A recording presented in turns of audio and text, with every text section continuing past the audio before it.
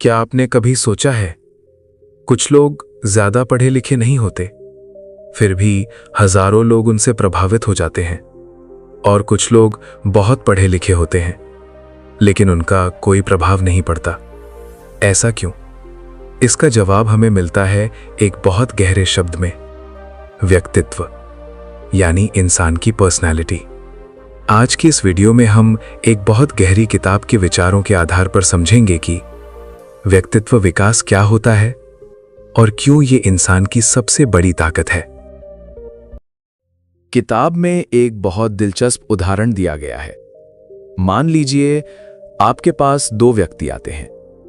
पहला व्यक्ति बहुत पढ़ा लिखा है, वो बहुत सुंदर भाषा में बोलता है, वो घंटों बातें करता है, लेकिन उसकी बातें सुनकर भी आपके मन पर कोई खास प्रभाव नहीं पड़ता।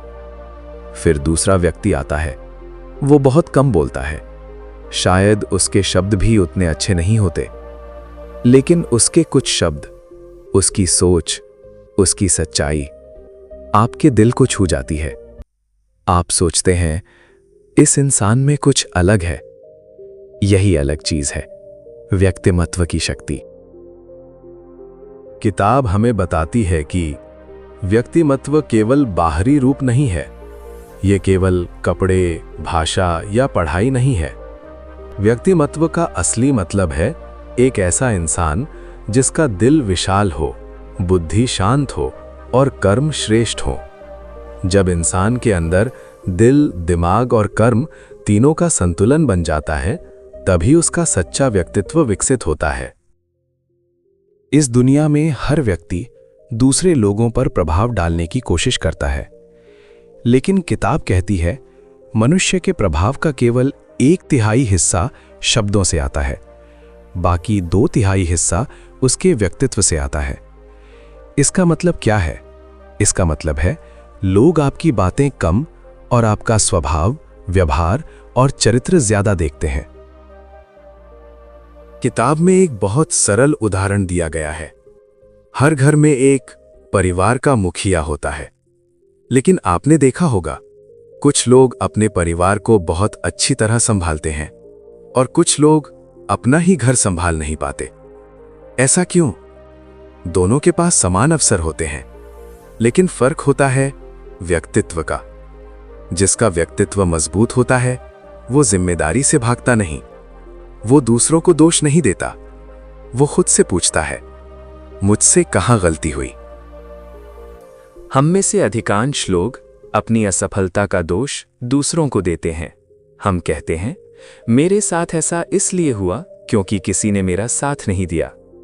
लेकिन सच्चाई ये है, सफलता या असफलता का असली कारण हमारा व्यक्तित्व होता है।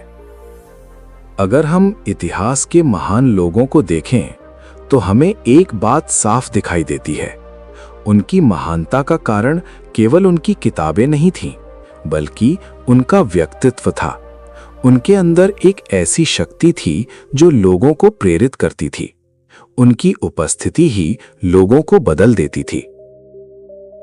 किताब एक बहुत महत्वपूर्ण बात कहती है।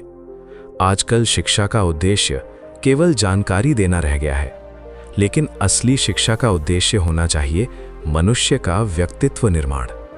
क्योंकि ज्ञान तो बहुत लोग प्राप्त कर लेते हैं, लेकिन मजबूत व्यक्तित्व बहुत कम लोग बना पाते हैं।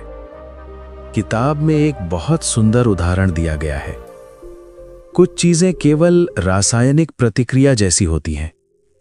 सही परिस्थितियां मिलें तो परिणाम मिलता है, लेकिन व्यक्तित्व का प्रभाव ऐसा नहीं होता। ये एक मशाल की तरह होता है। एक जलती हुई मशाल दूसरी मशाल को जला देती है और फिर वो तीसरी को। यही व्यक्तित्व की शक्ति है। एक मजबूत व्यक्तित्व हजारों लोगों को प्रेरित कर सकता है। इसलिए हमें केवल ज्ञान नहीं चाहिए, हमें चाहिए मजबूत विचार, मजबूत चरित्र और मजबूत व्यक्तित्व। क्योंकि मनुष्य की सबसे बड़ी ताकत उसका व्यक्तित्व होता है। लेकिन अब एक बहुत बड़ा सवाल उठता है, अगर व्यक्तित्व इतना महत्वपूर्ण है तो व्यक्तित्व को मजबूत कैसे बनाया जाए? और व्यक्तित्व विकास का सबसे पहला नियम क्या है? इसी के बारे में हम अगली वीडियो में बात करेंगे। व्यक्तित्व वास्तव में इतना महत्वपूर्ण क्यों है? अगर आप अपने जीवन में सच में बदलाव चाहते हैं तो इस पूरी सीरीज को जरूर देखें, क्योंकि इस किताब के विचार आपकी सोच बदल सकते हैं। वीडियो को लाइक करें, चैनल सोच बदलो बाय हरीश को सब्सक्राइब करें और याद रखिए, जब सोच बदलती है तभी जिंदगी बदलती है।